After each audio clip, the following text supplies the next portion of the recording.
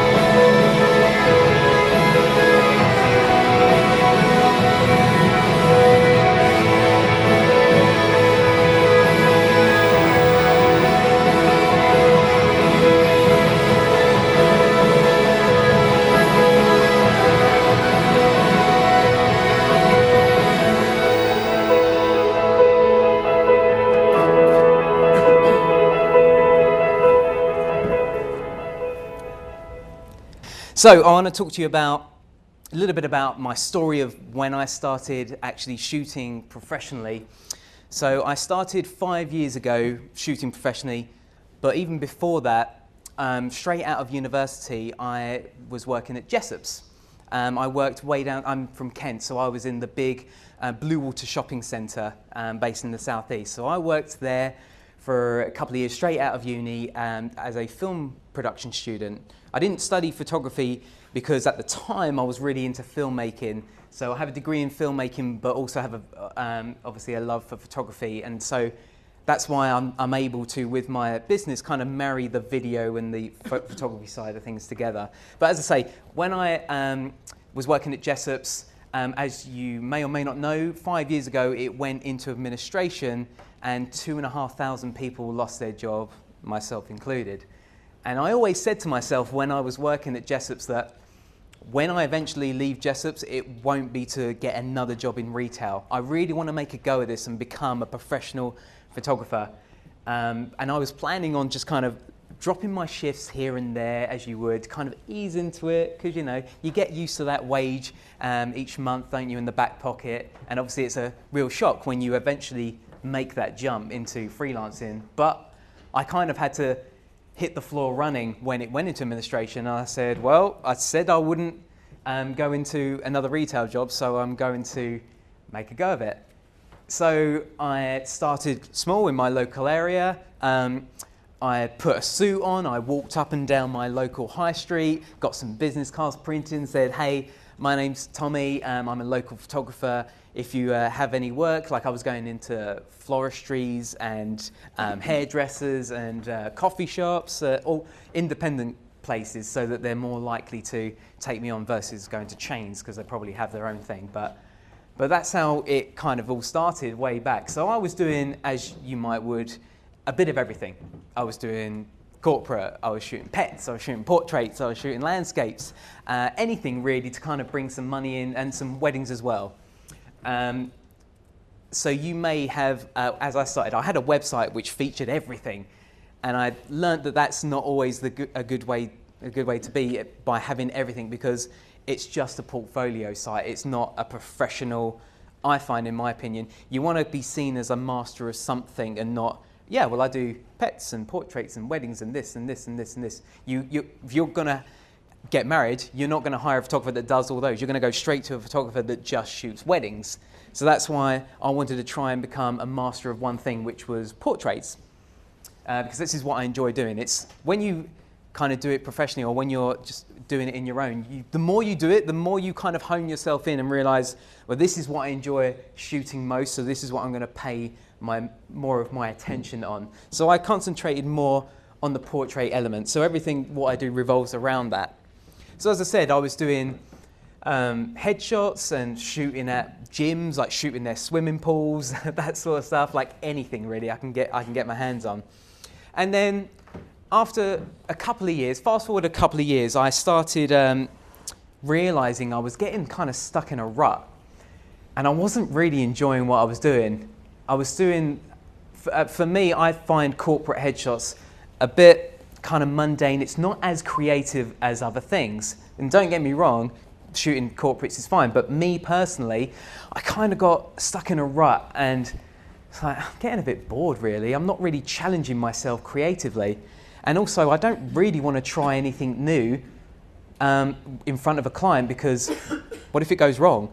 I'll look like an idiot in front of a paying client. I don't want to do that. So I just kept doing the same old thing over and over again. Like my go-to lighting setup, just go for that and just shoot that. And it's like, it just became a job. And I was like, this isn't what it's about. We don't become freelancers because it's, just a job. You do it because you love it, don't you?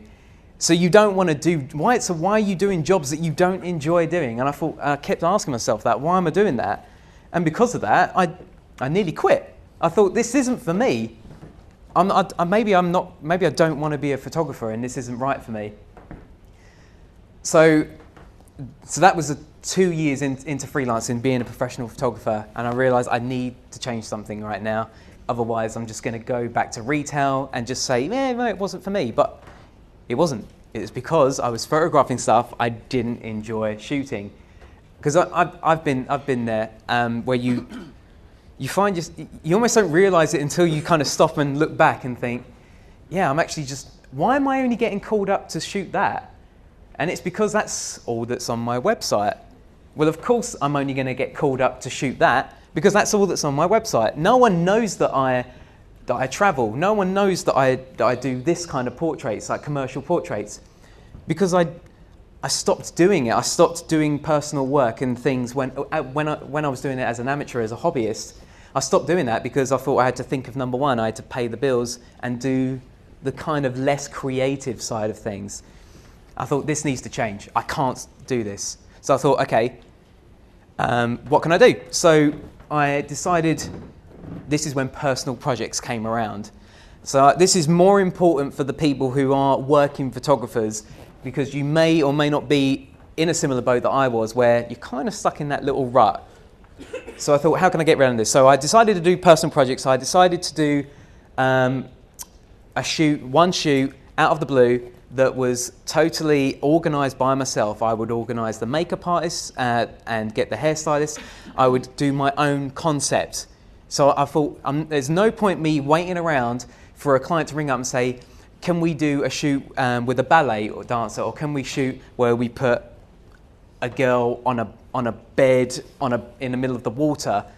Like, no one's going to ask you to do that stuff unless you go out and you do it. And then when you put that on your portfolio, then people will will look at it and think, wow, that's great. I'm going to ring this guy up and I'm going to ask him to do something similar for our commercial campaign.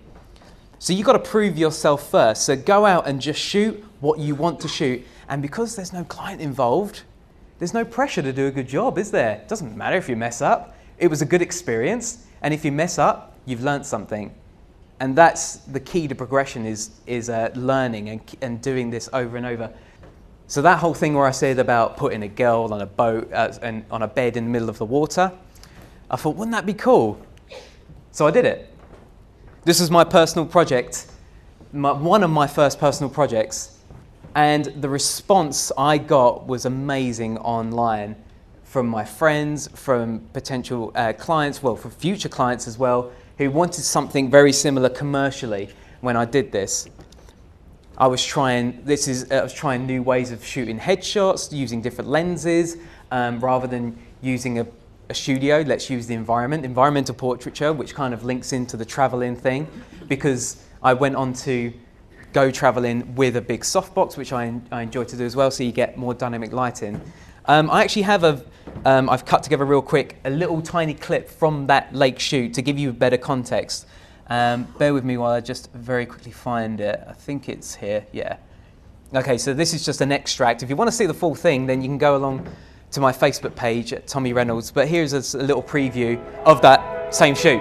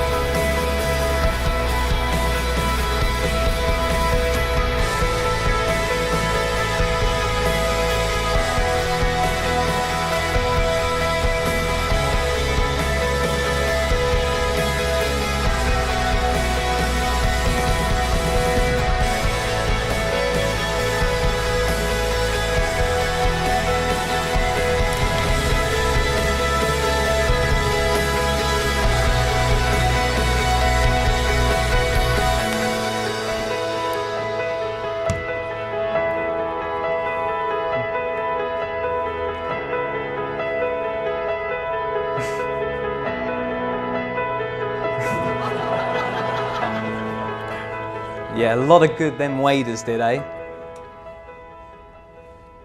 So what I want to talk to you about is how I gained my first affiliation. So using that video and another video I did beforehand, I started using that video as a marketing tool because it was based off of something I actually loved. And I approached Essential Photo, Pixapro, who are here at stand E91. And I approached them and said, hey, my name's Tommy.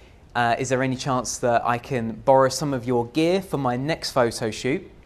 Here is an idea of some of what I've done in the past. And rather than just showing them pictures, I was able to show them video. And they said, yeah, that would be great. What do you want to borrow? They literally gave me the catalogue and said, what do you want to borrow? I was like, brilliant. This is great. That was good. Like, I didn't expect that. I genuinely didn't expect that. But I thought, yeah, what have I got to lose?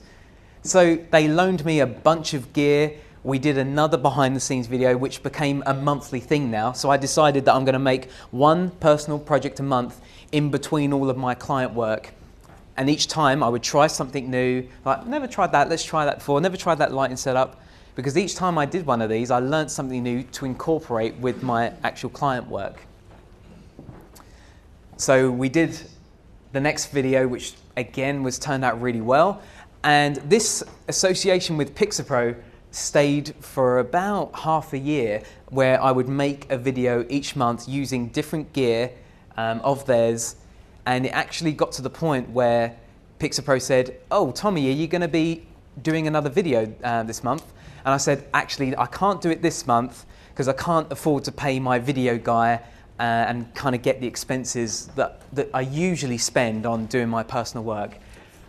And they were like, oh, how much do you spend? And I gave them a figure and they said, yeah, we'll pay for it. But, really? Like, yeah. We'll pay the expenses because we really enjoy your photos and and the videos that you provide with it, because that's something I really enjoy putting together. Because I edit all of the videos because I come from a filmmaking background. So my video guy who's at the back filming me right now, he films all of my behind the scenes content and I edit all of it as well. So we have a really great relationship. He knows exactly how I work. So it's all part of having a good team on your side. And so this is great. So now Pixapro are paying the expenses to fund my personal work. And each month they might just say, would you mind using this light this month? I'm like, yeah, fine. do you mind if I do it about this or about a girl doing this or this? And they were like, yeah, sounds great. They were happy for me to just do my own thing, providing I was using this particular light. And I couldn't believe my luck. I'm like, they're now paying my expenses. Still not making a profit, but they're paying my expenses, which is great. So I'm still learning, still doing the same thing, but I'm able to carry on doing the one personal project a month, which I think is a great goal for any working professional. And it eventually progressed even further when I said to Pixapro eventually came to me after a year or two and said, we would like to pay you now for these videos, which allowed me to up the budget, to do even bigger and better things. So if you check out my YouTube channel, we now had the ability, me and my video guy had better equipment, we were using better gear. Mike now, my videographer, now has an even better camera, so we can do even more cinematic, even better quality if you check it out. So it's really cool. We're able to just revamp this whole thing based off of the affiliation. But kind of rewinding a sec, it was all born out of something that I did because I loved it. They would never have taken a chance on me if I'd have just gone to them and said, would you mind loaning me some gear? I want to shoot my next project. They're like, they wouldn't have said no. I mean, sorry, they wouldn't have said yes. And in fact, I had a talk with the owner of Pixapro recently, and I said, out of curiosity, would you have taken a chance on me had you not seen any of the videos? If we just talk about just the video a sec and not the photos. And he said, probably not. And I said, why is that? And he said, well, what was great about the videos was we were able to get an idea of what you're about. You seem really friendly. We just liked how you were with the client. And this is great to show clients as well, but behind the scenes content, any video. It doesn't have to be high end. It could be any form. But if you can show potential clients how you are behind the camera, then I think that goes a tremendously long way. And kind of linking back to a social media thing, video does do a lot better than photo. So a photo does better than a status update, but a video does better than a photo. So by kind of merging them all, it became a really good marketing tool.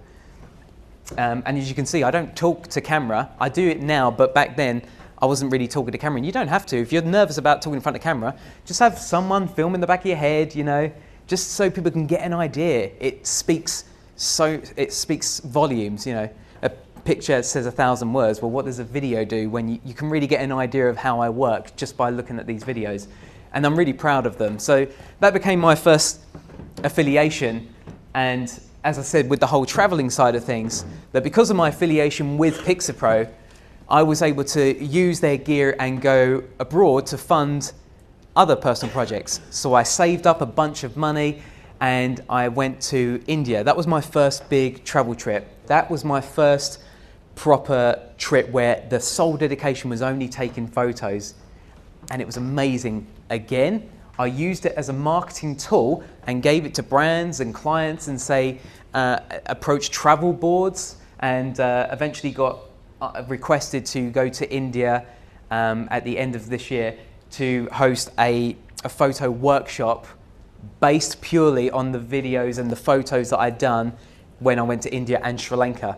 Now again, they were all personal projects. I wasn't paid to go there, but it's because I love traveling. So you've really got to think about what do you love doing and do it. Find time in between. I know life is life, I know it's busy, but try and find one weekend, one Saturday a month to go out and shoot something you actually enjoy doing. Just think outside the box, all right? There are no limitations, are there? And then so after India, because again, Pixapro said, what would you like to take to India? So I gathered up my kind of gear list, and then they now, this year, are selling it on their stand as my signature travel kit, which is a fantastic testimonial, which then led on to more trips. And now this year, 4 weeks ago, I've just got back from Ethiopia. And when I was looking up, prices on how much it was going to cost me, I realised quick, actually, this is really expensive. I don't think I'm going to be able to go on this one. And I had mentioned it on social media that I'm really interested in going to Ethiopia as my next big travel trip. And and then I get a tweet from Olympus who said, "Can you come in and have a chat?" And ironically, this all now goes back to Jessup's, because there's a lady that works for Olympus now who's quite high up, who used to be a rep, who came into Jessup's every week, every Saturday in Bluewater, and we would say hello, we'd have a good day. And then now fast forward 3 years, and she contacts me and said, "Tommy, I've been following your work for a while, looking at your photos and your videos of your personal work. I see that you want to go to Ethiopia. Is there any chance we can maybe have a talk and you take the Olympus system versus the Canon system, which is what I usually use?" And they said that they would sponsor the trip and pay for the trip. So all of a sudden, I now was able to go on this Ethiopia trip. And if we're going to rewind, it's all because of what I did in India and Sri Lanka, because it was born out of something I love. So I actually want to show you, if you don't mind, the Ethiopia video, which went live about 3 hours ago. So I had to rush to get it ready because I really wanted to share it with you guys today, my Ethiopia travel trip. So this is my latest one. Bear with me while I just quickly find it.